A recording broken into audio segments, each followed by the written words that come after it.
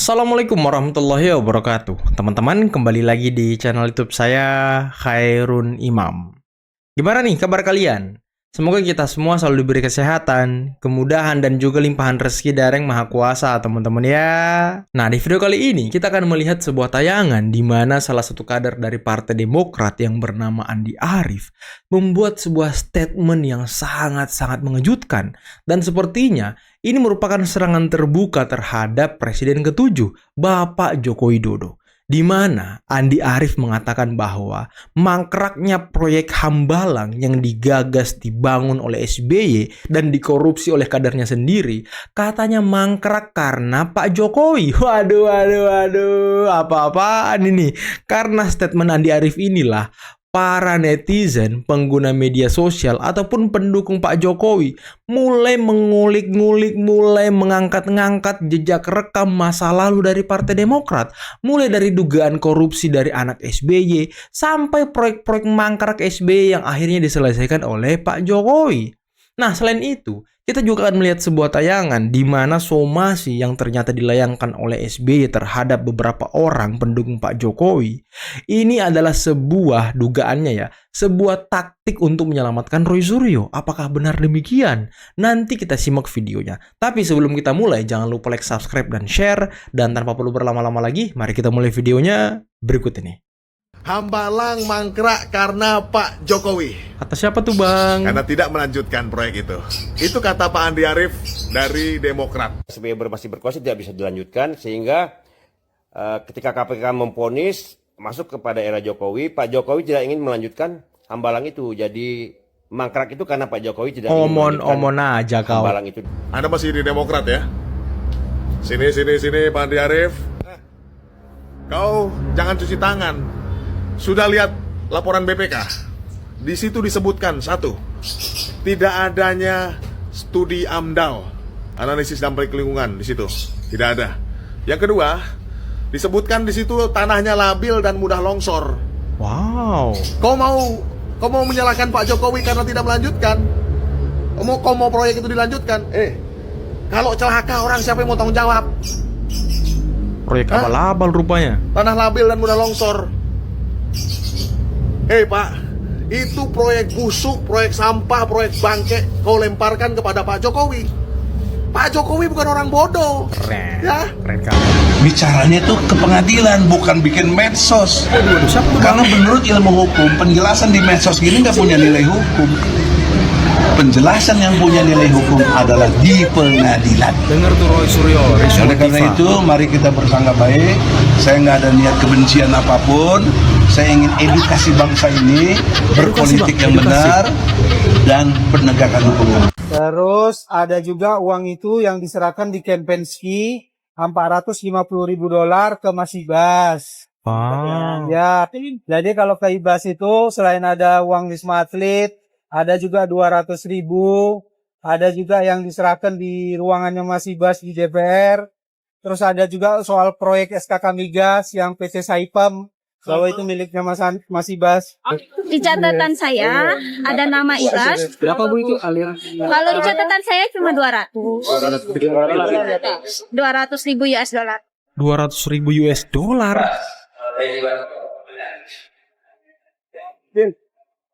Semua memang bisa dipanggil, hanya presiden dan anaknya yang nggak bisa dipanggil. Untuk kalian, orang-orang Partai Demokrat yang saat ini saya perhatikan, ya, mulai kurang ajar sama Pak Jokowi, ya. Itu video tadi, saya hadiahkan buat kalian sebagai hadiah tahun baru kalian, ya.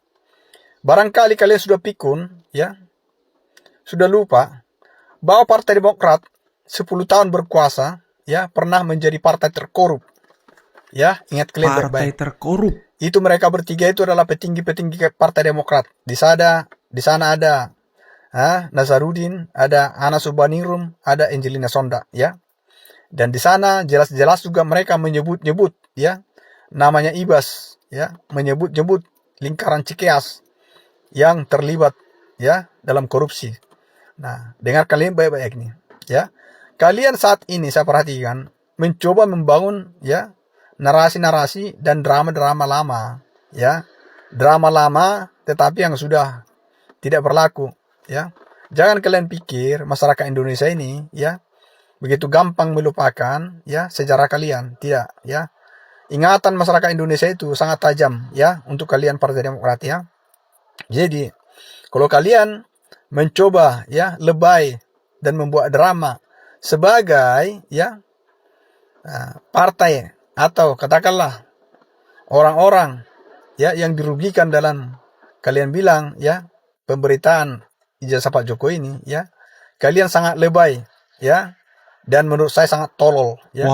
Padahal yang saya lihat kalianlah yang melibatkan diri ya, karena kenapa saya katakan begitu ya, Roy Suryo itu adalah orang-orang kalian juga ya. Dan ketika Roy Suryo ditetapkan jadi tersangka ya, terang-terangan Dedi Indrayana membela Roy Suryo. Betul. Ya.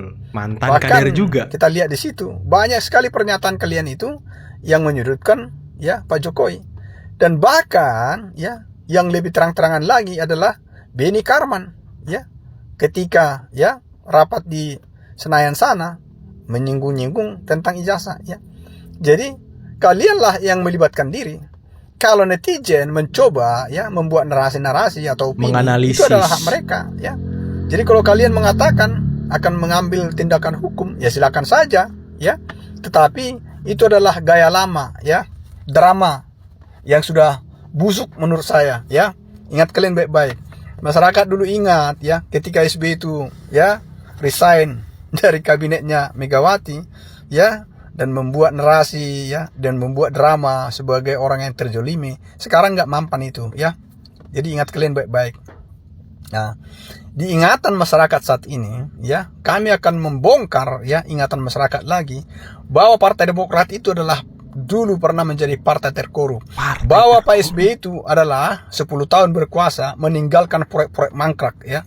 Ada Hambalang ya, ada 34 proyek PLTU pembangkit listrik ya. Ada lagi Kertajati itu hampir mangkrak juga kalau nggak dilanjutkan Pak Jokowi. Bapak ada lagi mangkrak ya dong. proyek-proyek bandara lain, ada pelabuhan, ada bendungan, mangkrak ya. Saya cari datanya, ada sekitar 70 proyek besar 70. mangkrak ketika SBY berkuasa 10 tahun. Ingat kalian baik-baik itu. Dan ini ya akan terus saya gaungkan ya, karena kalian saya perhatikan mulai kurang ajar sama Pak Jokowi. Padahal kalian ini ya seharusnya berterima kasih kepada seorang namanya Joko Widodo. Apa kalian gak punya otak? Orang-orang Demokrat, otak kalian isinya apa? Wah, kasih paham bang. Otak kalian sudah menjadi otak udang. Kalian begitu cepat melupakan jasa seseorang ya. Apa kalian tidak paham? Ketika junjungan kalian, bos kalian itu AHY itu ya dibuang dari koalisinya Anies ya, luntang lantung dia, gelandangan dia. Akhirnya apa? Dipungut sama Pak Jokowi. Ingat kalian baik-baik. Begitu besar jasanya Pak Jokowi terhadap AHY, bahkan terhadap Demokrat ya. Saya kenal Pak Jokowi panjang. Saya kenal Pak Jokowi ketika beliau masih wali kota periode pertama. Mas Anies. Dan ketika bertemu pertama kali, I wasn't really sure that he was a mayor. Ya, Pak Jokowi mungkin gak ingat pernikahan keluarga. Kemudian keluarga saya di Solo dan Pak Wali Kotanya datang. Jadi diberitahu, Anies tolong sambut Pak Wali Kota datang. Bukan Nis ya. Di depan yang mana wali kotanya ini gitu. I could not find the wali kota gitu. Sampai kemudian ketemulah Pak Jokowi. Jadi ngobrol, diskusi. Jika selama ini kita menyaksikan kemunculan calon yang mengatasnamakan rakyat, maka kali ini muncul seorang calon yang benar-benar dari rakyat Indonesia. Waduh, Mas Truly. Anies. Biasanya kan bilang saya atas nama rakyat, bukan? Ini betul-betul. Ngaku-ngaku doang Jadi kalau gitu Pak ya kan? Jokowi berdiri dimanapun saja, dia akan lihat, ya, he is one of us. Jadi ketika dibilang Jokowi adalah kita, it is so true. Saya lihat itu sendiri ketika kenal pertama kali Pak Jokowi dulu. Sesudah itu banyak interaksi. This guy is very interesting. Dia merupakan satu antitesa atas apa yang terjadi selama ini. Dia menawarkan kebaruan. Waduh. Sepertinya ini video ketika Mas Anies masih menjadi tim sukses Pak Jokowi saat maju sebagai calon presiden tahun 2014, teman-teman. Ya, memang mulut Mas Anies sangat manis gitu ya kan. Problem ijazah Jokowi bukanlah sekedar problem selembar kertas ijazah. Kami harus mengingatkan itu. Ini bukan sekedar selembar kertas ijazah yang atas nama kertas itu kemudian Anda berharap diperdebatkan, Anda berharap ada uji forensik ulang, Anda berharap ada lembaga independen lainnya yang juga harus melakukan ujian dan mungkin ditandingkan dengan puslapor. Bukan itu saja. Kenapa sependek itu cara berpikir kalian? Tidak sependek itu. Tapi ini gerombolan serigala yang berkumpul atas nama kebencian, yang di dalamnya ada operasi politik besar, yang ada komponen di belakangnya yang berkepentingan atas politik jangka panjang, bahkan jangka pendek. Berkumpul di satu titik yang sama, pakai judul ijazah. Jokowi tidak berhitung tentang manusia yang namanya Civa. Minta maaf, tai kuku. Roy Suryo, tai kuku. Rismon, kalian tai kuku bagi Jokowi. Kenapa? Karena orang-orang besar saja. Ya, orang-orang sekelas Haritano Sudibyo, siapa lagi, Tommy Winata, bahkan mereka owner-owner Freeport, tumbang di hadapan Jokowi, tunduk. Apalagi cuma kalian. Tapi Jokowi tidak menghitung kalian di sini. Ada problem besar di balik layar yang itu perlu diurai dan itu perlu diungkap.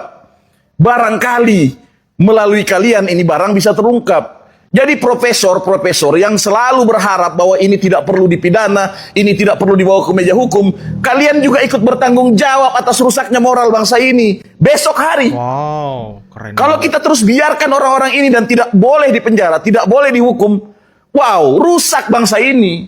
Hancur. Ini bisa jadi presiden buruk. Awal mula cilakanya menjadi pemimpin di bangsa Indonesia, di mana mereka di akhir masa kehidupan mereka menjadi pesakitan dan menjadi orang yang boleh dihina, boleh dituduh, boleh difitnah, dan tidak boleh dipenjara orang yang melakukan itu. Masa seperti itu? Sekali lagi, kalau mereka menggunakan ijazah sebagai pintu masuk untuk mendowngrade Pak Jokowi secara politik, maka Jokowi juga menggunakan ijazah sebagai pintu masuk untuk mengurai siapa dalang di balik mereka dan kejahatan model apa yang sedang bekerja di bangsa ini yang kemudian punya agenda memakzulkan Gibran di esok hari. Kalau kita melihat dan kita menarik benang merah dari persoalan ini, itu kan menjadi kajian hukum juga dalam kaitan ini kan. Pertama, satu nongol, ya kan, membela Roy Suryo. Dua, nongol, membela Roy Suryo. Terus kemudian petinggi-petinggi partai, ketua umumnya, dewan pembinanya, ketua dewan pembinanya, kok diam gitu kan? Nah, kalau dilihat dari rentetan-rentetan ini, terus kemudian juga sekarang kemudian muncul ya narasi bahwa Pak SBY keberatan, Pak SBY akan somasi, Pak SBY akan menempuh langkah hukum dan lain sebagainya.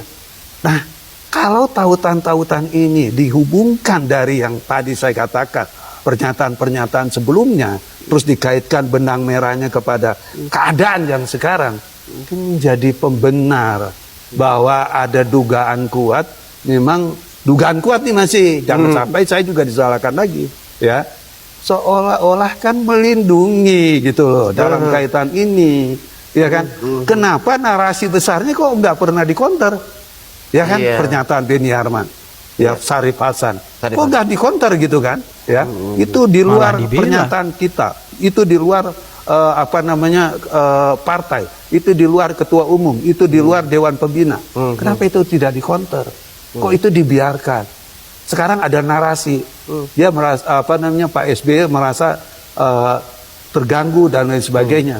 Kok itu yang dikedepankan? Kenapa narasi yang sudah terbangun seperti itu kok tidak dikantor? Tidak dikonter secara baik.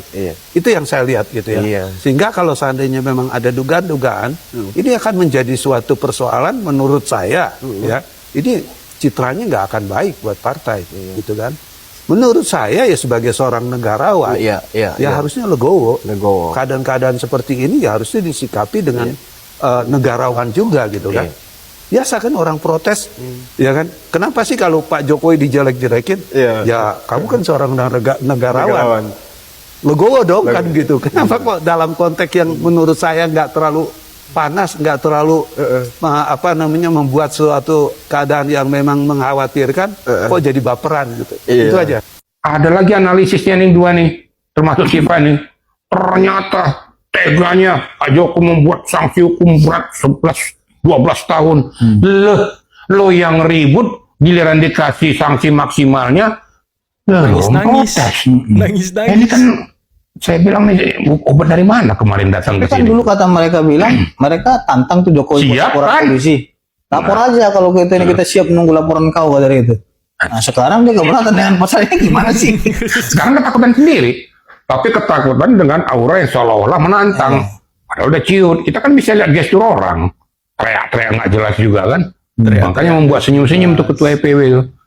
Akhirnya kan si Aiman kan terpancing juga tuh. Nah, berarti termasuk saya yang nggak cerdas ya katanya. Ya, sampai ngomong gitu. Kenapa dibilang orang nggak cerdas semua? Nah, menurut hemat saya, ya saya bermohon kepada pihak Polda Metro Jaya segera sajalah tuntaskan. Ini Polda udah rilis katanya mereka akan kebut berkasnya. Iya. Apalagi mereka kan ribut terus. Dan kewenangan subjektif daripada penyidik itu dilakukan aja. Kan tidak ditanda karena satu, dia kooperatif. Dia tidak menghilangkan barang bukti, kemungkinan melarikan diri, jangan bikin gaduh. Ternyata bikin gaduh. Ya udah tahan aja lah. Ya udah tahan aja lah. Nah ini saya sepakat banget dengan Bapak Irjen Pol Purnawirawan Riki Sitohang. Tahan aja cepat Pak. Aduh, orang ini di mana-mana bikin gaduh mulu. Entah itu di TV, di podcast, di mana-mana gitu. Tampil bawa wayang, menjelek-jelekan Pak Jokowi, merendahkan Pak Jokowi. Aduh, pusing juga lihat gerombolan ini teman-teman. Kemarin nantang-nantang Pak Jokowi lapor, giliran dilapor loh, protes. Kok lapor gitu, kok pasalnya berat. Aduh, tapi gimana teman-teman menurut kalian mengenai Partai Demokrat yang sekarang sepertinya mulai kepanasan, mulai merasa terganggu, mulai merasa terusik karena dugaan-dugaan yang menyasar Pak SBY yang menjadi dalang dalam kasus ijazah ini. Ya, saya pikir sih itu tidak datang secara tiba-tiba ya. Kita bisa lihat ketika Roy Suryo diwawancarai oleh Langkah Update ya kan. Ditanya Roy Suryo sudah nggak ketemu SBY, kata Roy Suryo SBY sudah menerima buku Jokowi White Paper dan SBY tersenyum. Dan ditanya lagi apakah ada pesan dari Pak SBY untuk Roy Suryo atau teroris, ya Roy Suryo menjawab ada, cuman nggak bisa dibocorkan sekarang. Nah ini kan rentetan-rentetan. Kemudian ada Deddy Indrayana yang tiba-tiba membela Roy Suryo yang kasus hukumnya juga belum selesai rupanya orang itu ya kan, dan dia juga mantan kader Demokrat. Di mana Benika Harman juga mengatakan atau menyentil Pak Jokowi atau ijazah Pak Jokowi di forum DPR. Ini kan rentetan yang mungkin menjadi analisis oleh orang sehingga muncullah benang merahnya kepada Partai Demokrat. Nah ini kan sebuah analisis. Jadi ya saya pikir Roy Suryo juga harus mengatakan bahwa SBY tidak negarawan karena mau melaporkan orang. Dan tadi ya reaksi netizen tentunya berbeda-beda teman-teman. Tadi Andi Arief juga mengatakan katanya proyek Hambalang mangkrak karena Pak Jokowi tidak melanjutkan. Ya itu sudah dijawab juga tadi oleh Bang Batman ya kan. Gimana mau dilanjutkan? AMDAL nggak ada ya kan. Kontur tanah yang ada di Hambalang itu yang dibangun wisma-wisma itu ternyata mudah longsor ya kan, bahaya. Ini kan gimana mau dilanjutkan? Orang proyeknya aja abal-abal, proyeknya aja seperti itu ya kan, dikorupsi lah di mana lah. Dan tadi kasus-kasus dugaan korupsi yang menyebut nama Ibas, anak dari SBY, dibongkar juga oleh netizen. Nah kalau seperti ini kan waduh, jejak rekam kalian itu makin dibongkar. Netizen malah tidak simpati terhadap partai kalian. Ya bisa kita lihat lah nanti beberapa hari ke depan teman-teman ya, seperti apa reaksi dari netizen, reaksi masyarakat terhadap sikap dari Partai Demokrat dan juga mungkin SBY gitu ya kan, yang katanya terganggu, terusik dan lain sebagainya. Dan tadi bisa kita dengarkan bagaimana Bang Maris Manulang membongkar ternyata ada 70 lebih proyek besar zaman SBY yaitu mangkrak dan sebagiannya diselesaikan oleh Pak Jokowi.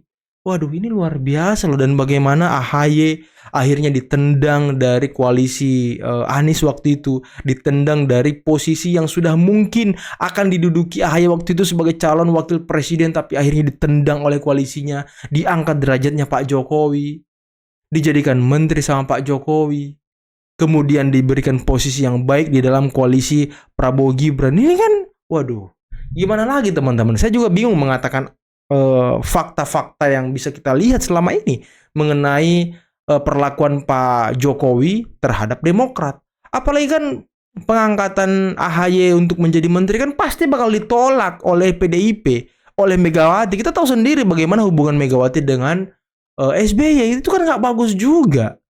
Nah ini kan Pak Jokowi mempertaruhkan banyak hal untuk mengangkat derajat Partai Demokrat dan juga AHY. Waduh, udahlah teman-teman, kalian lihat sendirilah, kalian komen di bawah lah sendiri. Mungkin cukup sekian dulu video kali ini, jangan lupa like, subscribe, dan share videonya. Akhir kata, billahi taufiq wal hidayah. Assalamualaikum warahmatullahi wabarakatuh. Bye-bye.